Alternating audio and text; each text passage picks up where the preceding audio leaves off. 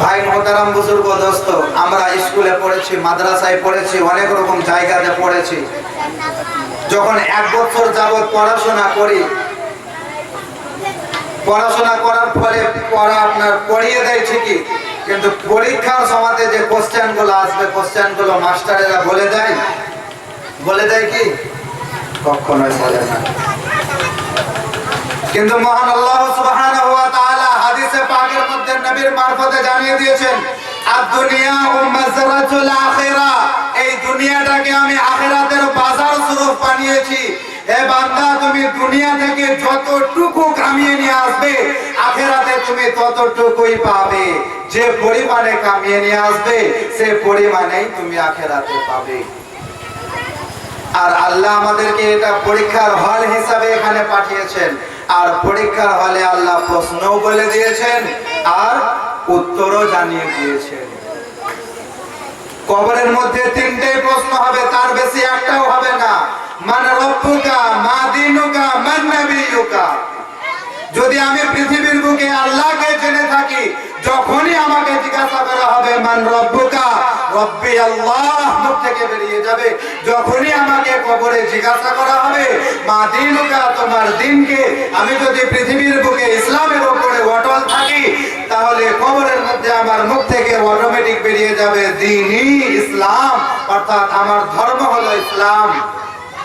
পৃথিবীর বুকে যদি আমি রসুলের সুন্নাত মোতাবেক চলি, রসুলকে মেনে চলি, কবরের মধ্যে আমার মুখ থেকে অটোমেটিক বেরিয়ে যাবে নবী সাল্লাল্লাহু আলাইহি ওয়াসাল্লাম, অর্থাৎ আমার নবী মুহাম্মদ সাল্লাল্লাহু আলাইহি ওয়াসাল্লাম।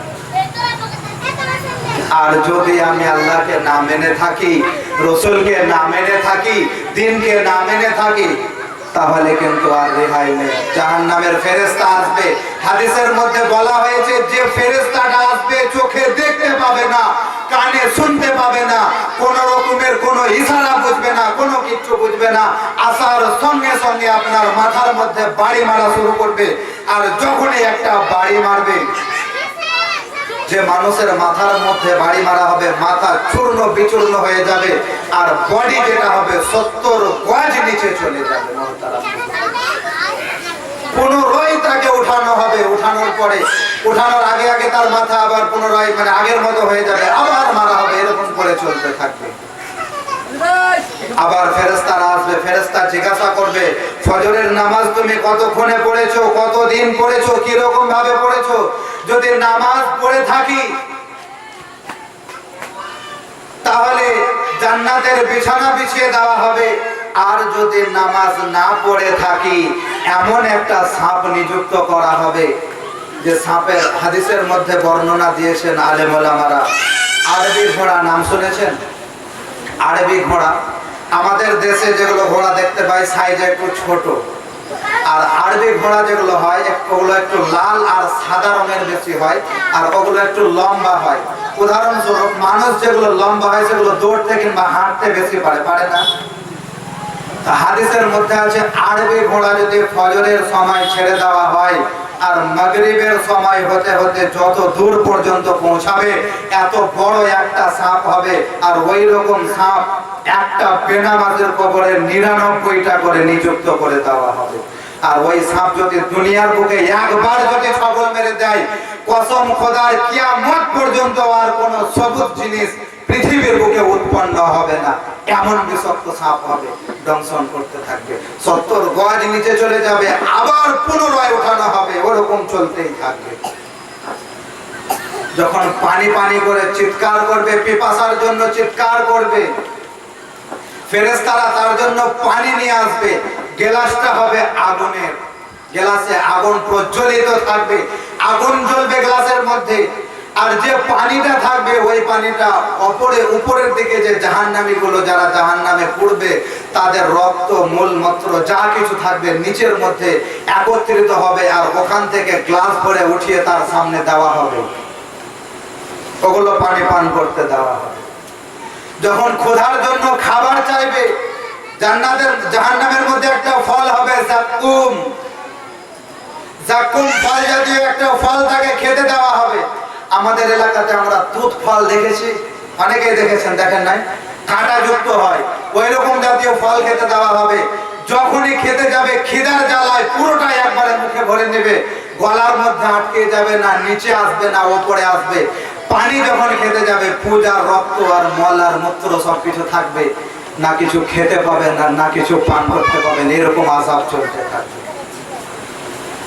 ভাই মহতারাম, বুজুর্গ, দোস্ত, মা ও বোনেদের জন্য বিশেষ করে খাস করে আজকে উঠেছি। মা ও বোনেরা আপনারা একটু সাবধান হয়ে চলেন, কারণ হাদিসের মধ্যে এরকম বর্ণনা আছে, যদি একজন ছেলে জাহান্নামে যায় সে একজনই যাবে, আর যদি একজন মেয়ে জাহান্নামে যায় 4 জনকে জাহান্নামে নিয়ে যাবে। কথা বুঝতে পারলেন?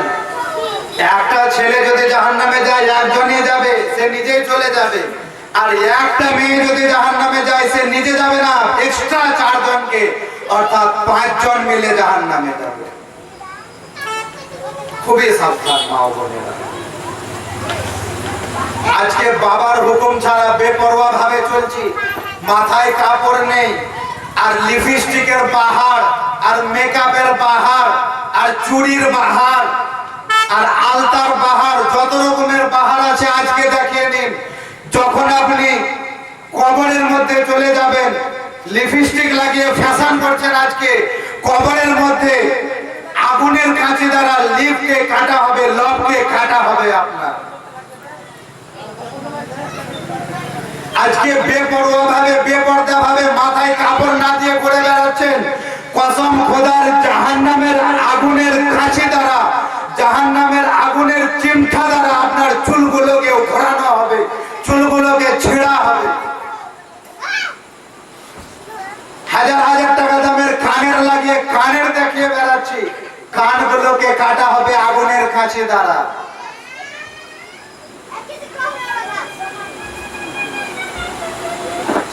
মা ও বোনেদের সব থেকে বড় মশলা কি জানেন? সব থেকে বড় কথা কি জানেন?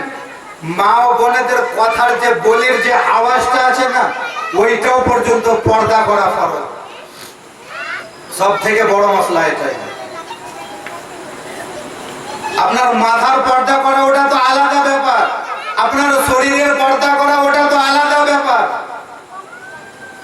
আপনার মুখ থেকে যে আওয়াজটা বের হবে ওই আওয়াজটারও পর্দা করা আপনার জন্য ফরজ। আপনি যে পায়ের নুপুর পড়ছেন, পায়ের তোড়া পড়ছেন, পায়ের তোড়ার আওয়াজটা পর্যন্ত আপনার জন্য রুখে দেওয়া ফরজ। অপর এক ব্যক্তি যদি পায়ের তোড়ার আওয়াজ শুনে তার মনের মধ্যে যদি খারাপ চেতনা আসে, কসম খোদার ওই ব্যক্তির তো গুনাহ হবে, সঙ্গে সঙ্গে আপনারও গুনাহ হবে। আপনার কথার আওয়াজের দ্বারাতে যদি অপরের দিলের মধ্যে, অপরের মনের মধ্যে মনোভাবনা আসে, খাহেশ ইচ্ছা জাগে, ওর তো গুনাহ হবে হবে, তার সঙ্গে আপনারও গুনাহ হবে। কিন্তু আজকালকার তো আর এরকম চলে না, এরকম তো মান বিচার নেই।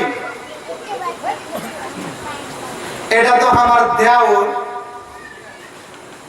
এটা তো আমার কাকে তো ভাই, এটা তো আমার ফুফে তো ভাই।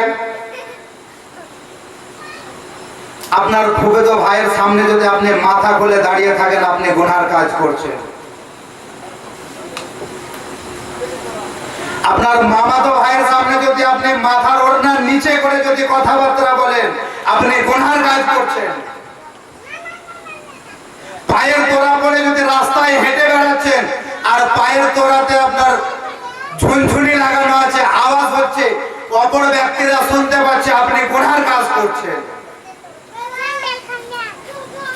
কসম খোদার এগুলো ভরপাই কিন্তু আপনাকে কবরের মধ্যে দিতে হবে, আখিরাতের মধ্যে দিতে হবে। তাই ভাই মুহতারাম, বুজুর্গ, দোস্ত, মা ও বোনেরা, আপনাদের কাছে হাত জোড় করে অনুরোধ, আপনারা একটু পর্দা হয়ে চলুন। আর আপনারা যদি জাহান্নামে যান 4 জনকে নিয়ে যাবেন, এবার কাকে কাকে নিয়ে যাবেন এটা বিষয়টা বলি। একটা মেয়ে যখন জাহান্নামে যাবে তাকে ডাকা হবে যে মেয়ে রে, তুমি কেন জাহান্নামী? হে রব্বুল আলামিন, মেয়েটা আল্লাহকে বলবে, হে রব্বুল আলামিন, আমি তো জাহান্নামে যাব ঠিকই, কিন্তু জান্নাতের ব্যাপারে আমি কিছু জানতাম না। আপনার ব্যাপারে আমাকে কিছু বলা হয়নি, রাসূলের ব্যাপারে আমাকে কিছু বলা হয়নি, রোজার ব্যাপারে আমাকে কিছু বলা হয়নি, নামাজের ব্যাপারে আমাকে কিছু বলা হয়নি। কে বলেনি? আমার পিতা আমাকে কোনোদিনও বলেনি নামাজের জন্য, ডাকো তোমার পিতা। আজকে পৃথিবীর বুকে আমরা বেঁচে আছি, নিজের মেয়েকে নিজের ছেলেকে নামাজ পড়তে বলতে লজ্জা বোধ করছি, শরম লাগছে, শরম। আর কি আমাদের ময়দানে যখন পুরো পৃথিবীর মানুষ থাকবে, উলঙ্গ অবস্থায় সবার সামনে যখন ডাকা হবে আর সবার সামনে যখন জিজ্ঞাসা করা হবে তোমার মেয়েকে তুমি নামাজের জন্য কেন বলনি, সেদিন আমি আপনি কি উত্তর দেব?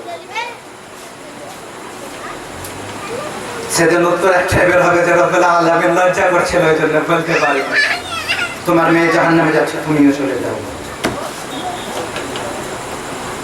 তারপরে যখন জাহান্নামে যাবে, যাওয়ার সঙ্গে সঙ্গে মেয়ে আবার ঘুরে চলে আসবে, হে রব্বুল আলামিন আমার বড় ভাই ছিল, সেও আমাকে কোনোদিন কিছু বলেনি, না নামাজের কথা বলেছে, না রোজার কথা বলেছে, না আপনার ব্যাপারে কোনো কথা বলেছে, না কোরআন শিখিয়েছে, না নিজে শিখেছে, কোনো কিছু বলেনি। ডাকে ওর তোমার ভাইকে ডাকা, বড় ভাইকে ডাকা হবে।